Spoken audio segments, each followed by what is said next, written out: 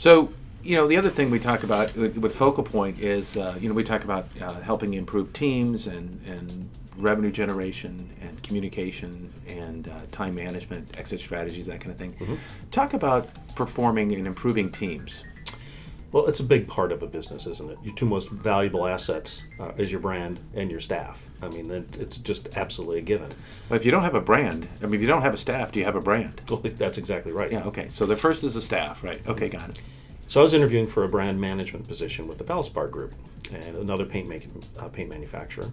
And you go through the HR department and the brand managers and the marketing manager and the senior vice president of sales. And the last interview I had, I walked into this massive conference room, and this gentleman walked up and said, "Hi, I'm Angus Wordle. I'm the chairman of the board of Valspar." And I have to say that was a little bit overwhelming. A little surprised? It was, Didn't expect that quite one? surprised. Yeah, okay. But we spent 45 minutes talking about his philosophy, his brand, the company, and how he ran it. And he said at the end, "Do you have any questions?" And I said, "Mr. Wordle, I actually do have one." I said, "This has been a great 45 minutes, but why did I actually get the privilege to meet you?" He said, "Well, let me share my philosophy. I think I'm a 10. And so I might hire a 10, a 9.5, or a 9. And so now my president is a 9. And in my scale, he might hire an 8.5 or an 8. And as we go down the chain, we might get lower level managers hiring on my scale again, a 6. And I don't want 6s in my organization."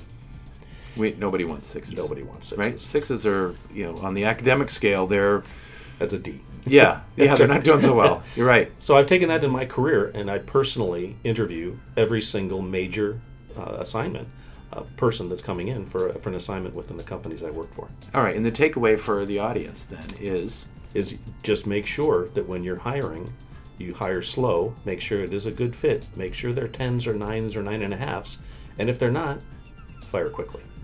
hire slow, fire quickly, make sure they're 10s. Do you have to have a good understanding and definition of what a 10 is? I think you do. You have to understand what is your motivating factors. Why did you start the business? Why did you become an entrepreneur? And I think if you understand that, then you really do have a good gauge. Well, do you think most people understand what a 10 is? I mean, and I think about it, I like to think of myself as a 10, and I'm certain you do, and Bernie does, and, in our particular business and our deal, but the essence of a 10 is kind of challenging for many people to figure out. It can be, and I think that if you really reflect upon yourself, you'll understand what a 10 is. So you have to figure out what that is so that you can ask the right questions and make sure they're a 10. That's right. But then again, it comes down to making sure that you invest the right amount of time and energy to keep your team, because having 6s on the team's a bad idea. It's a recipe for disaster. It's a problem. It is. Well, appreciate that.